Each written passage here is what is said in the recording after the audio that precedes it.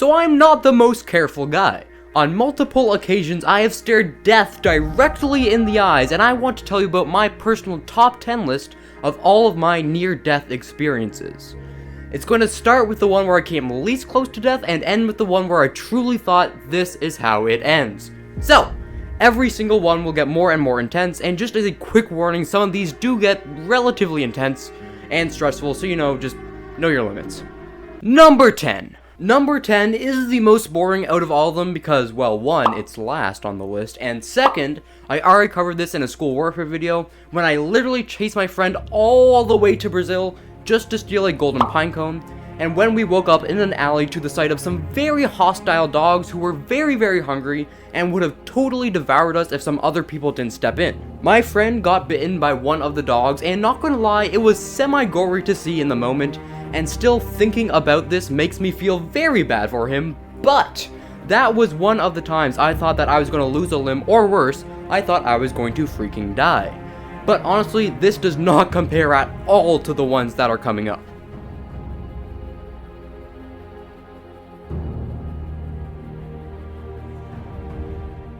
Number 9. Number 9 is a pretty cool one looking back on it. The full story is on this video, but to sum it up, we were in the middle of one of the worst lightning storms. Just imagine if you stepped outside and your clothes got automatically drenched in rain because it was basically blowing sideways due to the terrible wind. So I had the job of getting the clothes off the clothing line, but as you could imagine, right as I was reaching out for the shirt that was on the clothing line, a massive lightning bolt struck the clothing line, basically sent me flying backwards. I couldn't see or hear anything for a solid 5 minutes. I thought that I was dead. I was ready to meet God. But, thankfully I did not die. But still remember, that this is still very low on the list. Number 8. Okay, number 8 is completely my fault. I'm just gonna flat out admit that. There is no secret there. So, I almost slid off of my roof. Let me explain. So let me set the scene. Imagine Gru's house from Despicable Me. It is very tall, and most importantly, it is very slanted. So my house is sort of like that. It is very tall. It isn't as slanted as my man Gru's house, but it is enough to be very unsafe. Also, a very important thing is that there is a very big tree branch that drapes onto half of our roof. So this was a few years ago. I forget exactly what I was doing on the roof, but I was up there fixing something. But then I stumbled a bit because I think I was reaching out to save a caterpillar. Little did I know, this almost led to my death. So when I reached out to grab the caterpillar, I stumbled over and went barreling down the side of the roof. All I see is a flash of sky, a flash of roof, a flash of sun, a flash of roof, sky, roof, tree! I see the tree branch that I told you about earlier, and keep in mind that this is a very old and strong tree. So I grab the tree branch like I'm freaking Spider-Man. I'm able to get a hand back on top of the roof, and from there all I had to do was a single pull-up to get back to where I was. But the consequence of not making this pull-up was death. Okay, in reality the consequence was probably like maybe a broken limb or two, but in the moment it felt like it was going to be death. This was one of the first times that I truly felt survival instinct kick in, because I pulled myself up so fast it's not even funny.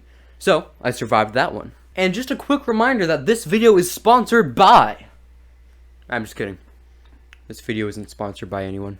Number 7. Number 7. So this one was probably the longest period of pure stress that I have ever felt in my entire life.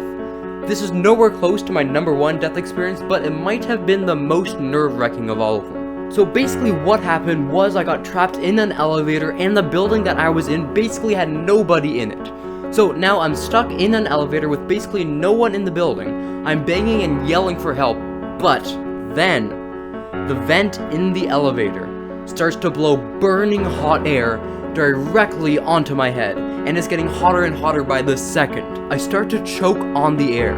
I start coughing. I start crying for help even louder, but my cries get quieter and quieter as I'm getting even more exhausted. I start to get tired. My eyelids become very heavy. I almost pass out on the elevator door, but right as I'm about to go under, the doors open, and my body just falls through the door onto the cold ground. But that was honestly one of the more boring ones compared to what is coming.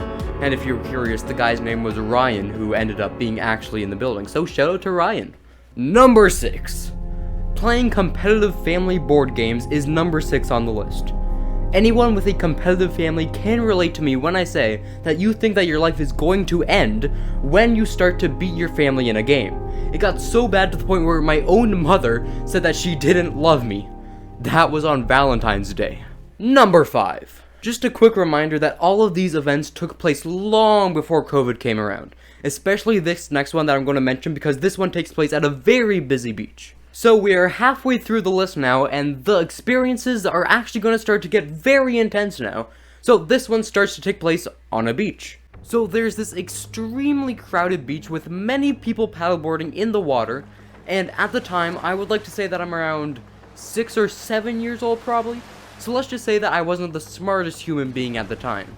So I had the idea to go swimming underneath all the paddleboards just to see what it would look like. In my defense, I thought that it would look very cool. So I'm swimming under all of the boards and no one has any clue that I'm there. I think about 15 seconds went by before I was like, alright, I should probably get out of here before it's too late, because I might drown soon. So I swim up to the top, but before I reach the air, I hit my head on one of the paddleboards. And part in shock and part in needing air, I take a small gulp for air, but since I am underwater, I just inhaled a tiny amount of water. Now I am full on panicking. I am rapidly looking up, but I literally see no sunlight because of all of the boards crowding the water.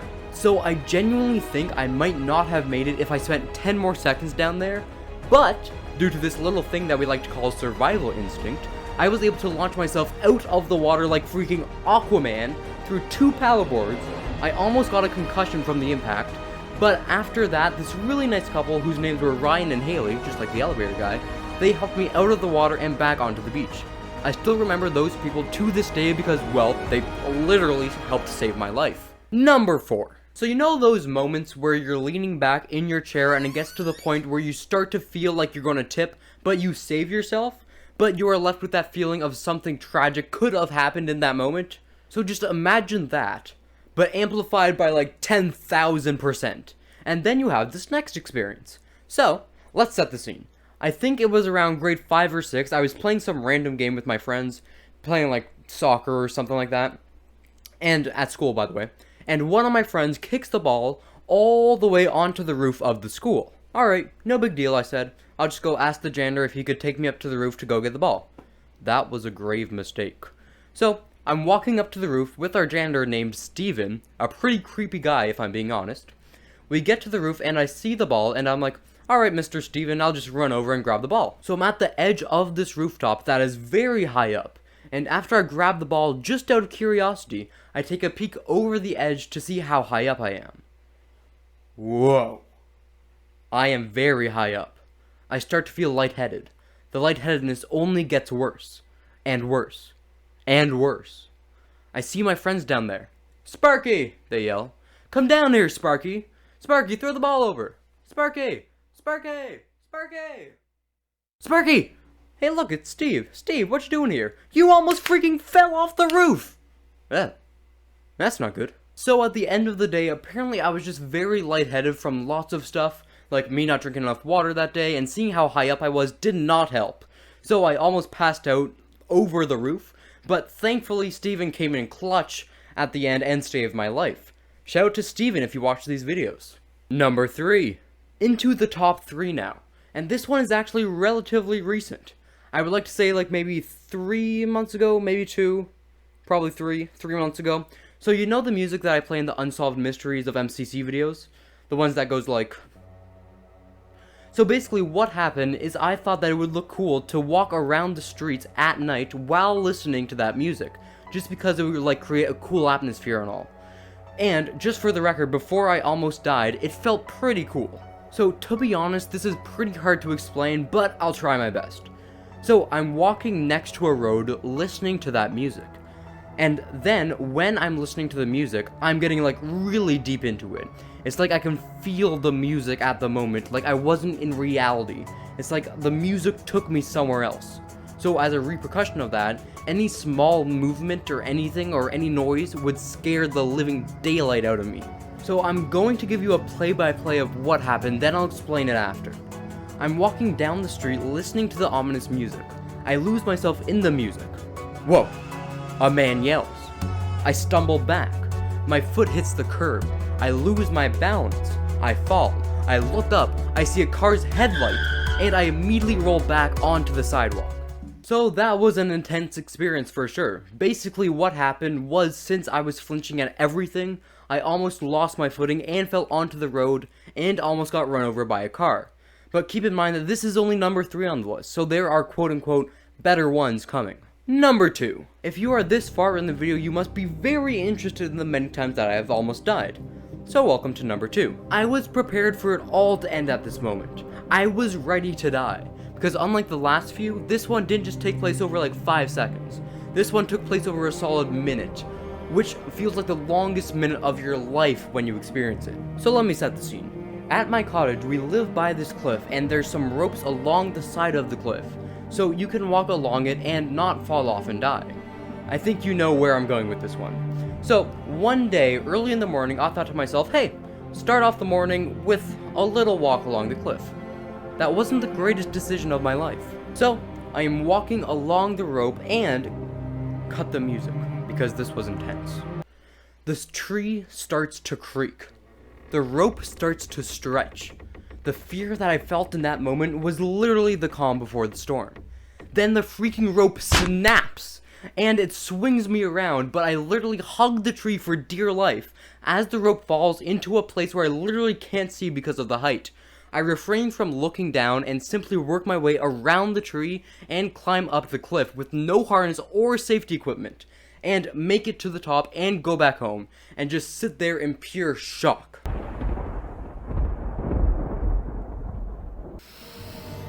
So, here we are. This was the time I most strongly thought that I was going to die.